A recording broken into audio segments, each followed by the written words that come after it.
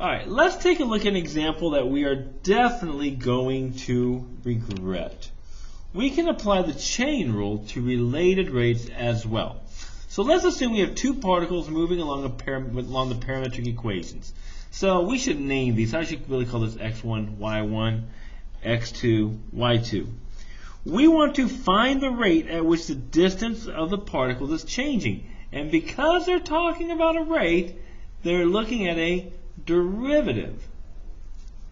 And we're looking at the change in distance. So we're looking at the derivative of distance with respect to t. Now this is where it gets a little bit tricky, because remember, we have x and y, but x is a function of cosine, y is a function of sine, x is a function of sine, y is a function of cosine over here. So we're looking at the distance formula.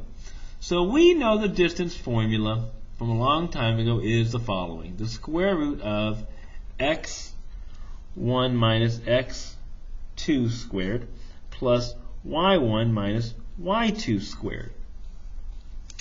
Now, if I want to do this the old way, I would have to substitute in. And in doing so, this becomes, what's that, 4 cosine of t minus 2 sine t squared plus 2 sine t minus 3, whoops, ran out of room even, cosine t squared. Ran out of room there. But the problem is I would need to take this derivative. And just looking at that, it's like a big no. I don't think I want to take this function's derivative. I don't want to live on this planet anymore. Okay? That's a nasty little derivative to take. So we're not going to do this derivative. We're going to use our new rule for chain rule and see how it applies. Well, I'm looking for the change. What I'm looking to find is the change in distance with respect to time. So if I know my distance formula is a function of x, but x is a function of t as well. So I am embedding inside x my cosine function right there. So this is a chain rule problem because I am substituting in for x my 4 cosine of t. So I can use chain rule for this one.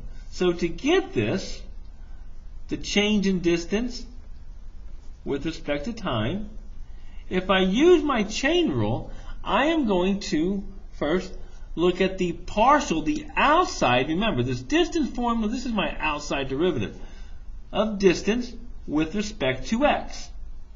My partial of my distance with respect to x. But now I have to take the derivative of my inside, x. Of course, this is x1. Multiply that by the derivative of x1 with respect to t. And I just keep going. Now I got to do x2. The partial of distance with respect to x2. And now I have to take the derivative of my inside, x2. So that's going to be d x2 dt. And I do the same thing for my y's. The partial of d with respect to y1 times, dy1 dt. And the partial of my distance formula with respect to y2 times the derivative of my y2 function with respect to t. Remember, this is a chain rule. What's going to happen if you notice those kind of like cancel out and you're left with the distance with respect to t. Alright, so we do got to get busy. So let's deal with all the outside parts. This is going to get fun. The partial of d with respect to x1. Alright, so I have to take the derivative of my distance formula with respect to x1. So we're going to get really good at the derivative of this, of square roots. So we know that this is all to the 1/2. When I take the derivative, we're going to get a big long fraction bar, 1 over 2. This all goes on bottom because it becomes negative. Remember the derivative, let's review, the derivative of the square root of x is 1 over 2 root x. and that's what we're using. I'm just looking at the outside function. That's the square root function right here. Okay? So it becomes 1 over 2 times the square root of all of this on the inside. x1 minus x2 squared plus y1 minus y2 squared. Times the chain rule, the derivative of the inside. Now I don't have to worry about the y's because I'm only taking the derivative with respect to x1. So that's this part. I have another chain rule, and this becomes times 2 x1 minus x2 to the first chain rule times 1. So we just leave that alone. So you just cancel out those 2's. So let's find our derivative now with respect to the partial x2. Same thing. Take the derivative, but now we're doing x2 here. This becomes 1 over 2 times the square root of all of this, x1 minus x2 squared plus y1 minus y2 squared, times the derivative of the inside. Again, I'm not worried about the y's, they're just constants. So I'm going to get times 2 x1 minus x2 to the first. But be careful, chain rule, we got to multiply by negative 1. And you cancel those 2's if you want to. All right, let's do the y's. The derivative distance with respect to y1. Again, take the derivative here with respect to y1. It's going to become that 1 over 2, the square root of all of this, x1 minus x2 squared plus y1 minus y2 squared. And the derivative of the top, again, now I don't worry about the x's. y1 begets 2. y1 this time, y1 minus y2 to the first. And again, those 2's just cancel out. All right, and I'm going to run out of room here, so the partial of y with respect to y2, and you can check this, we get 1/2. This becomes over the square root of x1 minus x2 squared plus y1 minus y2 squared. And the top, we're going to get this negative 2 again times y1 minus y2. And of course those 2's cancel. All right. So these are our outside derivatives.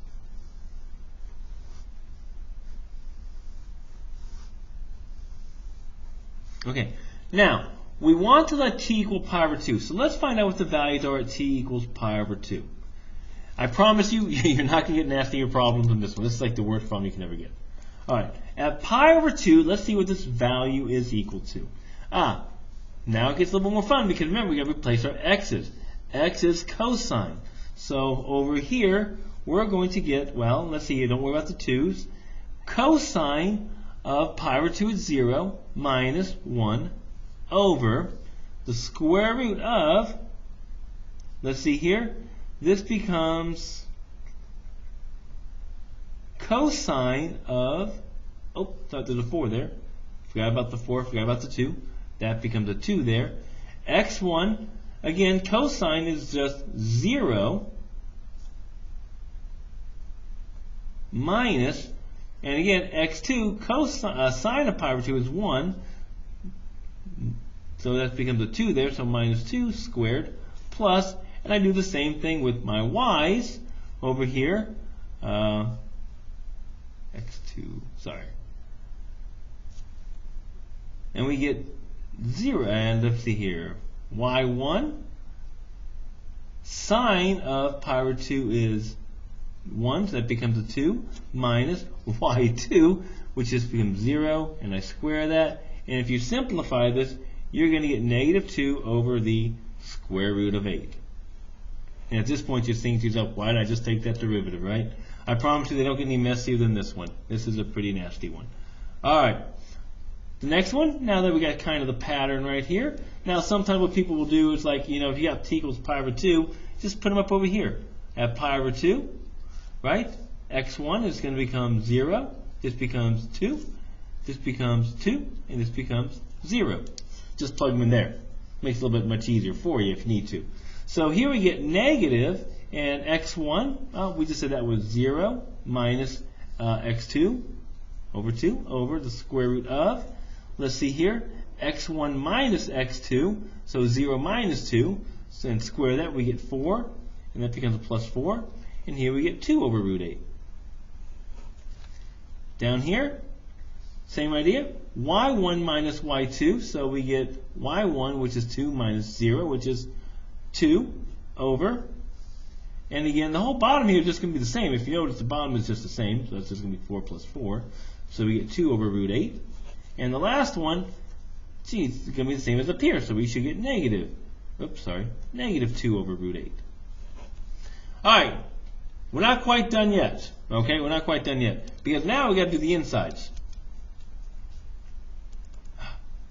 All right, so let's do the insides here. dx1 dt, so take the derivative of x1, that becomes negative 4 sine of t, and at t equals pi over 2, that's just negative 4. This is the easy part, right? We're fine, yeah, easy one. dx2 dt, that becomes 2 cosine t, and at pi over 2, that's just 0. Oh, look, a lot of zeros, that's going to be nice for us, huh? All right, and then we keep going, dy1 dt, that becomes 2 cosine of t, at pi over 2, that's just, what's that, 0, yep, and derivative of y2 dt, and that's going to become negative 3 sine of t, which is negative 3. All right, and then we just plug them all in. So what is our change in distance? Let's go ahead and figure this out now. With respect to time, this is our related rate. We just kind of match them all up. Negative 2 over root 8 times negative 4 plus these two just become 0 plus 2 over root 8 times negative 3 and then plus in the last times 0. Messed that up. So this one becomes 0. Sorry, that all just becomes 0. And then the last one, sorry, I messed that up, over 2 root 8 times 3. And what do we get here?